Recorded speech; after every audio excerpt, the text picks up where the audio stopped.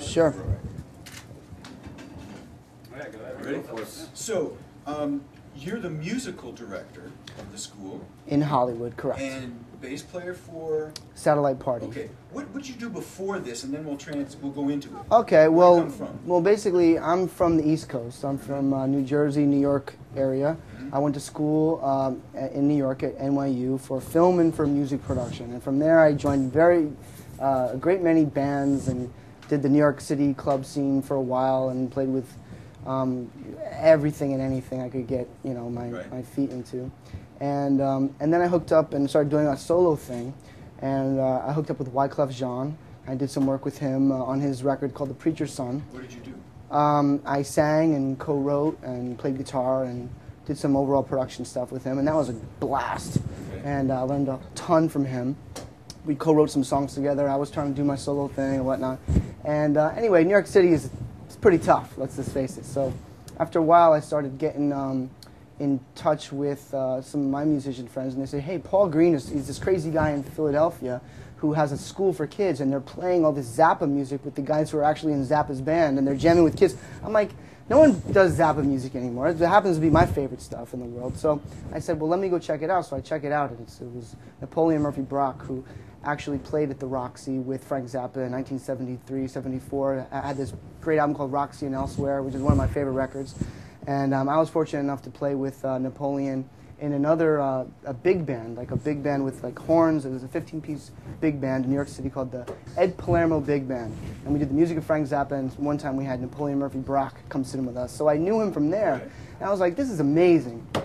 So I hooked up with Paul Green, and we opened up the New York City School in February of 2005.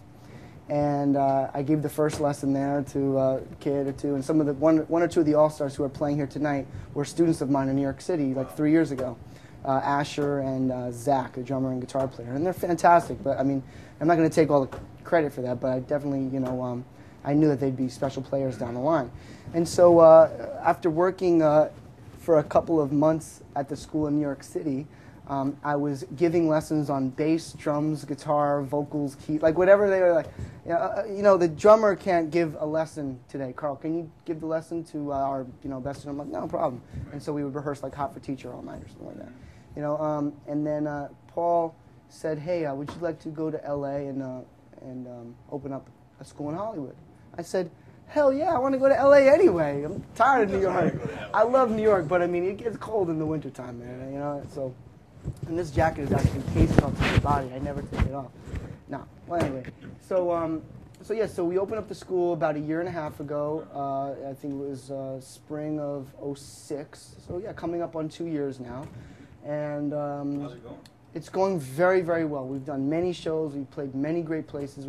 We started out playing shows at the Knitting Factory, and then we moved it to the Whiskey for the Best of LA Bands show. We did Pink Floyd The Wall at the Knitting Factory. We did Led Zeppelin show at the Knitting Factory.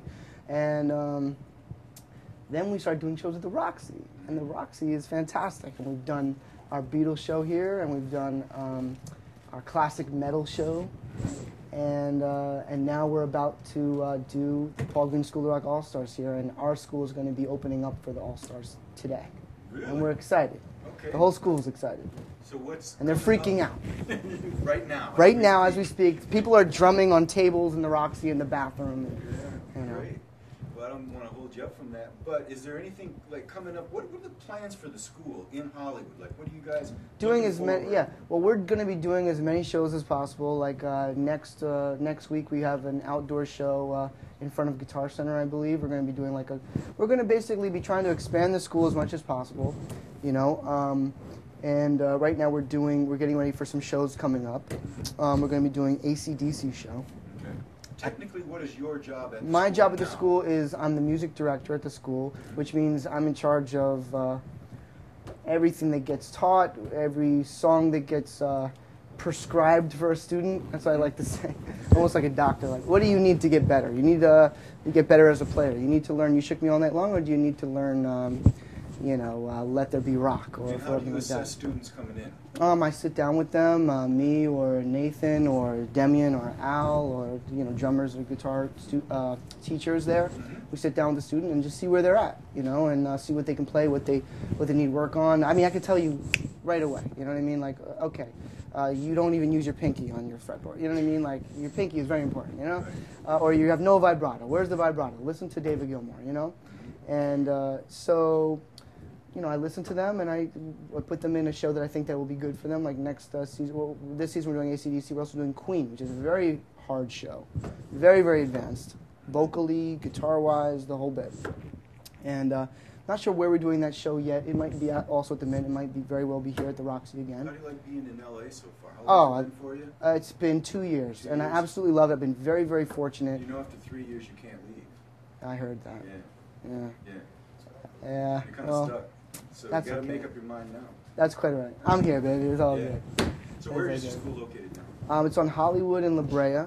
Is it going to be there for a while? It's going to be there for a while. I mean, it's right now. I mean, I could see us possibly moving to like a better location or a better suited, you know, Better than Hollywood? No, I mean a better located building. Okay. Because you know, it's an office building and we pimped it out. Like it looks like, you know, like I have all my posters from when I was growing up. I got like my Sid Vicious poster and my Jimi Hendrix poster and whatnot, and all the people in Frank the building Zappa. when you first came in kind of. Let me tell you something. They were a little bit sketched out, but we put them at ease. And you know, when they see the kids jamming on, you know, Pink Floyd and the Beatles and Zeppelin, they lose their mind and everything's good. You know, the thing that I like about it, I like to see people take their interest in music and turn it into a passion right before your very eyes. I mean, that's what it really comes down to.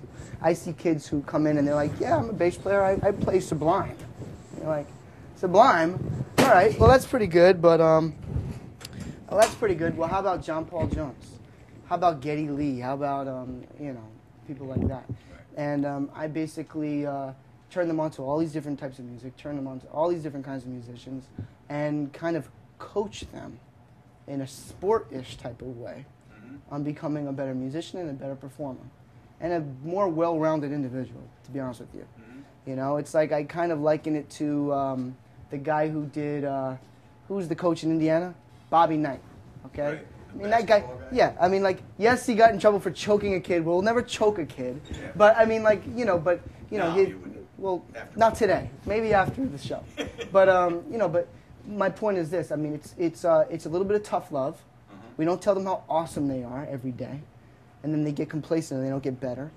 We tell them, you know, I'm not afraid to tell somebody you suck, you know, or you need to do 20 times more practicing. Paul was saying stuff like that. It's very important because, like, what happens is you get kids who get better 20 times quicker when you take that approach, you know? And then, obviously, you pull them aside like, dude, you know I love you, right? Blah, blah, blah. You know what I'm saying? So it's tough love, but you let them know you have their best interest. And so far, I mean, I've taken kids personally, and I've seen kids, you know, work with some of our teachers at the school and have gotten so much better that I would literally hire them for my own band. And these are kids who are 15 to 16 years old.